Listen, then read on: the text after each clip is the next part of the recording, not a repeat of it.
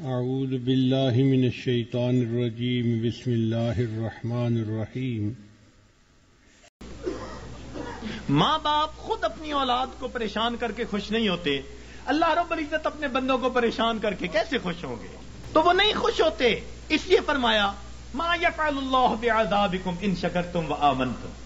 اگر تم ایمان لاتے، شکر کرتے، اللہ تعالیٰ کو تمہیں عذاب دے کے کیا ہاتھ آتا؟ اللہ تعالیٰ کیا کرتا تمہیں عذاب دے کے؟ وہ کیوں عذاب دیتا؟ تو اللہ تعالیٰ خوش نہیں ہوتے، وہ نہیں چاہتے کہ بھوکے ننگے رہیں بندے، پریشان رہیں بندے۔ یاد رکھیے، اللہ رب العزت نے اپنے بندوں کو عذاب کے لیے پیدا نہیں کیا، اپنے بندوں کو ثواب کے لیے پیدا کیا ہے۔ کیوں؟ فرمایا ان اللہ بالناس لرؤوف الرحیم۔ جب رؤوف الرحیم ذات ہے تو وہ کبھی پریشانی میں اپنے بندوں کو نہیں ڈالنا پسند کرتے۔ ہم خود پریشانیوں میں پڑتے ہیں، ہم پریشانیوں کو دعوتیں دیتے ہیں، بھاگتے ہیں پریشانیوں کی طرف۔ کس طرح سے؟ اپنے رب کے حکموں کو توڑ کے، اپنے محبوب کی سنتوں کو چھوڑ کے۔ کون سا گھر ہے آج بتائیے تو صحیح کہ جہاں نبی علیہ الصلوۃ والسلام کی سنتوں کو ذبح نہیں کیا جاتا؟ الا ماشاء اللہ۔ نیکوں کے گھرانوں میں بھی کوئی نہ کوئی فرد ایسا ہوتا ہے جو من مرضی کا مالک، نہیں حکم چلتا دوسرے کا، نہیں اختیار کسی کا۔ آج ہمارے گھر، گلی کوچے، بازار نبی علیہ الصلوۃ والسلام کی سنتوں کی مذبح گاہیں بن چکی ہیں، اور پھر ہم کہتے ہیں کہ ہمیں پرسکون زندگی نصیب ہو جائے۔ رہنا دریا میں مگر مجھ سے بیر، رہنا دنیا میں اور دنیا کے پیدا کرنے والے کو ناراض کر کے، تو کیسے پرسکون زندگی گزاریں گے؟ ایک صاحب آئے، بڑی فیکٹریوں کے مینیجر تھے، آنسوؤں سے رونے لگے، حضرت میں اتنا پریشان ہوں، میں آپ کو بتا نہیں سکتا، میرا خرچہ پورا نہیں ہوتا۔ بھئی ہے کتنا؟ بس حضرت 2 کاریں دی ہوئی ہیں، میرے لیے علیحدہ، بچوں کے لیے علیحدہ، کوٹھی لے کے دی ہوئی ہے، کوٹھی پر چوکیدار، باورچی اور گن مین سب مالکوں کا، پٹرول مالکوں کا، بیمار ہو جائیں تو ڈاکٹر کا خرچہ مالکوں کا، اور ٹیکس ویکس ہو تو مالکوں کا، اور حضرت مجھے صرف 75,000 مہینے کے ملتے ہیں۔ 75,000 مہینے کے ملتے ہیں، سارے باقی خرچے مالکوں کے، اور آنسوؤں سے رو رہا ہے کہ حضرت میرے خرچے پورے نہیں ہو۔ فیصل آباد سے ایک خاتون آئی، پردے میں بیٹھ کے بات کرنے لگی، رو رہی ہے دارو قطار، 5 منٹ روتی رہی، اور اس کے بعد کہنے لگی بس میرے لیے دعا کریں، میرے خرچے پورے نہیں ہوتے۔ میں نے کہا کتنے فرد ہیں؟ کہ بس میاں بیوی ہیں، اولاد نہیں ہے۔ تو کتنا خرچہ دیتا ہے خاوند؟ کہ جی ہر مہینے کا 50,000 دیتا ہے۔ میں نے پوچھا بنتا کیا ہے؟ کہنے لگی بس دوائیوں پہ خرچ ہو جاتے ہیں۔ اور واقعی ایسے تھا، 50,000 روپیہ اکیلی خاتون کا خرچہ، مگر وہ ڈاکٹروں کے باتوں میں چلا جاتا تھا۔ میں نے اس مینیجر اور اس خاتون کو پھر سمجھایا، میں نے کہا کہ اپنی زندگی سے جب تک نافرمانی کو نہیں نکالو گے، تمہیں زندگی میں کبھی سکون نہیں مل سکتا۔ تمہارے مال سے اللہ نے برکت نکال لی ہے، تمہارے 75,000 کیا 75 لاکھ بھی ہوں گے تو تمہاری ضرورتوں کو پورا نہیں کریں گے۔ برکت اللہ تعالیٰ نکال لیتے ہیں، اتنا کماتے ہیں ضرورتیں اتنی، پریشان، اتنا کماتے ہیں ضرورتیں اتنی، پھر پریشان، لنگوٹ باندھ باندھ کے میدان میں اترتے ہیں۔ اب اس پریشانی کو تو ختم کر دینا ہے، اگلی پریشانی اوپر سے آ جاتی ہے، پہلی ختم نہیں ہوتی، دوسری اوپر سے، پھر پریشان پھرتے ہیں، کہتے ہیں جی بس رول رول کے زندگی گزار رہے ہیں۔ ایک صاحب کہنے لگے کہ جی کسی نے شعر لکھا ہے، ایس دکھی حیاتی دے پینڈیاں وچ، ایس دکھی حیاتی دے پینڈیاں وچ، کدی راہ پہ گئے کدی بھلدے رہ، ایک دیوا امید دا بلدا رہا، لکھ چکھڑ انیریاں دے چلدے رہ، پت جھڑ دے جھڑے ہوئے پتیاں وانگ، اسی تیرے جہان وچ رلدے رہ، پر دامن امید دا چھڈیا نہ، اسی نار تقدیر دے گھلدے رہ۔ تو میں نے کہا کہ بھئی تمہیں پت جھڑ کے جھڑے پتے کی طرح رلنے کی ضرورت ہی کیا ہے؟ کیوں ضرورت ہے؟ تم اپنے آپ کو پروردگار کے حوالے کرو، وہ تمہیں بے آسرا نہیں فرمائے گا، وہ تمہیں کٹی پتنگ کی طرح نہیں رکھے گا، جھڑے ہوئے پتے کی طرح رلنا نہیں پڑے گا، گھلنا نہیں پڑے گا تقدیر سے۔ وہ تقدیر بنانے والے کے ساتھ اپنے آپ کو نتھی کر لو، پھر دیکھو کہ وہ پروردگار کیسے سکون اور اطمینان کی زندگی عطا فرما دیتا ہے۔ تو ہمیں آج جس سے بھی پوچھیں، کوئی کہے گا بھائی نے پریشان کیا، کوئی کہے گا پڑوسی نے پریشان کیا، بیوی نے پریشان کیا، اولاد نے پریشان کیا۔ ہمیں کسی نے پریشان نہیں کیا، ہمیں ہمارے گناہوں نے پریشان کیا ہوا ہے، ہمیں ہمارے نفس نے پریشان کیا ہوا ہے، ہمیں شیطان نے پریشان کیا ہوا ہے۔ تو دشمن ہمارے دو ہی ہیں، نفس اور شیطان، اور دونوں گناہ کروا کے ہمیں پریشان کر دیتے ہیں۔ ہم گناہ کرتے ہیں سکون کی خاطر، اور گناہوں سے اور بے سکونی بڑھتی ہے۔ میر کیا سادہ ہے بیمار ہوئے، جس کے سبب اسی عطار کے لونڈے سے دوا لیتے ہیں۔ جن کاموں سے پریشان ہوتا ہے بندہ سکون حاصل کرنے کی خاطر، ان کاموں کو کرتے پھرتے۔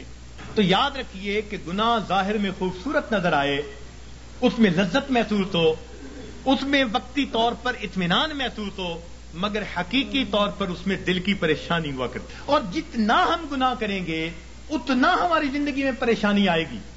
یہ اللہ والے جو گناہوں سے اپنے آپ کو بچا لیتے ہیں، اللہ تعالیٰ ان کی زندگی کو سکون عطا فرما دیتے ہیں۔ یاد رکھیے، گناہوں کو چھوڑ کر بندے کو ایسے سکون ملتا ہے جیسے کہ بچے کو ماں کی گود میں آ کر سکون مل جایا کرتا ہے۔ تو گناہوں کو چھوڑ دیجیے۔ اور گناہ بھی کیا؟ علم اور ارادے سے گناہ کرنا، اللہ تعالیٰ اس کو بہت ناپسند فرماتے ہیں۔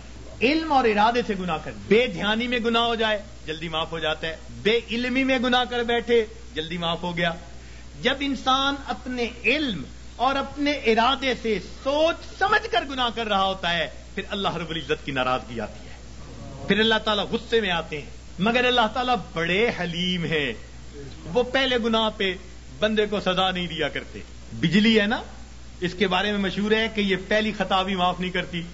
تو اللہ تعالیٰ بجلی کی طرح نہیں ہے، وہ حلیم ذات ہے، وہ کریم ذات ہے، حوصلے والی ذات ہے، وہ بندے کو موقع دیتی ہے۔ لیکن جب گناہ کرتے کرتے، ہاں، تاکہ بندہ جاگے، اور جب نہیں جاگتا تو اللہ تعالیٰ پریشانیاں بھیجتے ہیں، کیونکہ پریشانیوں سے پھر بندہ گھبراتا ہے، پھر اللہ کی طرف پہنچتا ہے۔ اس لیے کسی عارف نے کہا، سکھ دکھاں تو دیواں وار، دکھاں آن ملایوم یار۔ سکھ دکھاں تو دیواں وار کہ دکھاں آن ملائم یار۔ خوشیاں سلاتی ہیں اور غم جگاتے ہیں۔ تو اللہ تعالیٰ پھر غم بھیجتے ہیں، بیماری بھیج دی، پریشانی بھیج دی، ناکامی بھیج دی، پھر پریشان ہوتے ہیں۔ تو جو اچھے جو ہے لوگ ہوتے ہیں، وہ اس وقت پھر رب کی طرف آتے ہیں کہ ہمیں جگانے کے لیے یہ بات آئی۔ پھر وہ نمازیں بھی پڑھ رہے ہوں گے، تہجد بھی پڑھ رہے ہوں گے، اوراد و وظائف بھی کر رہے ہوں گے، وہ سمجھ رہے ہوں گے کہ اللہ تعالیٰ ہمیں اپنے گھر کی طرف بلانا چاہتے ہیں۔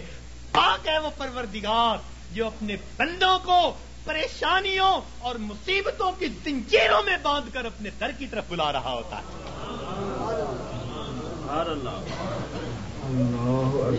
تو یہ کس لیے آتے ہیں؟ بندے کو جگانے کے لیے۔ مگر ہم جاگنے کی بجائے اور گناہ کر رہے ہوتے ہیں۔ کاروبار خراب ہوا بددیانتی کی وجہ سے، اب اس کا حل نکالا، بینک سے سود کے پیسے لے لو، یعنی علاج وہ تجویز کیا جو پہلے سے بھی زیادہ بندے کو پریشان کرنے والا ہو۔ تو موٹا اصول یہ ہے کہ اللہ رب العزت کی نافرمانی سے انسان کی زندگی میں پریشانیاں آتی ہیں، مصیبتیں آتی ہیں، ذلتیں آتی ہیں، رسوائیاں آتی ہیں، ناکامیاں آتی ہیں، اور ان کو چھوڑ کر انسان کو دنیا اور آخرت کی سرخروئی نصیب ہو جاتی ہے۔ تو ہم گناہوں کو چھوڑیں۔ پروردگار عالم نے ارشاد فرمایا، وَذَرُوا ظَاهِرَ الْإِثْمِ وَبَاطِنَهُ، تم چھوڑ دو وہ گناہ جو ظاہر میں کرتے ہو یا تم چھپ کر کرتے ہو۔ یہ گناہ چھوڑنے پڑیں گے، اور انسان گناہوں کی جان نہیں چھوڑتا، مصیبتیں اس کی جان نہیں چھوڑتی۔ اختیار ہمارا ہے۔ اور یاد رکھیے کہ جو بندہ اپنے علم اور ارادے سے گناہ کو کرنا چھوڑ دیتا ہے، جو بندہ اپنے علم اور ارادے سے گناہ کو کرنا چھوڑ دیتا ہے، پروردگار عالم اس بندے کی دعاؤں کو رد کرنا چھوڑ دیتا ہے۔ پکی بات ہے، وہ بندہ مستجاب الدعوات بن جاتا ہے۔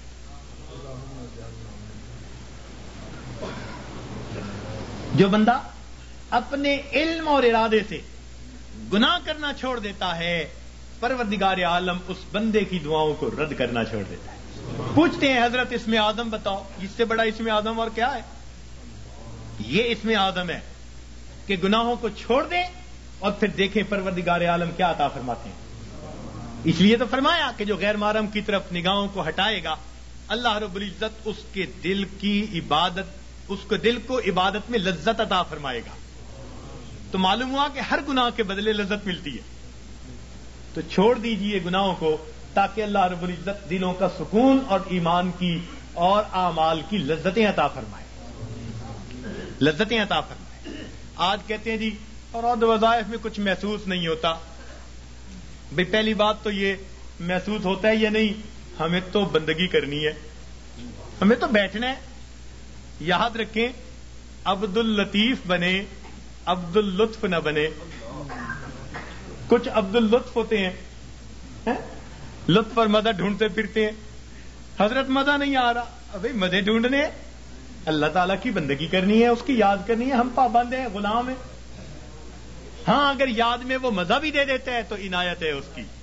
یہ رحم ہے پروردگار کا، یہ طرف ہے اس کریم ذات کا کہ اپنے بندوں کے دلوں کو اور لذتیں عطا فرما دیتا ہے. ورنہ ہم تو پابند ہیں، بندے جو ہوئے تو ہم گناہوں کو کرنا چھوڑ دیں گے، اللہ رب العزت زندگی سے پریشانیوں کو دور کر دیں گے. اب یہاں ایک سوال پیدا ہوتا ہے کہ پریشانی تو نیکوں پر بھی آتی ہے، ان کے تو گناہ نہیں ہوتے.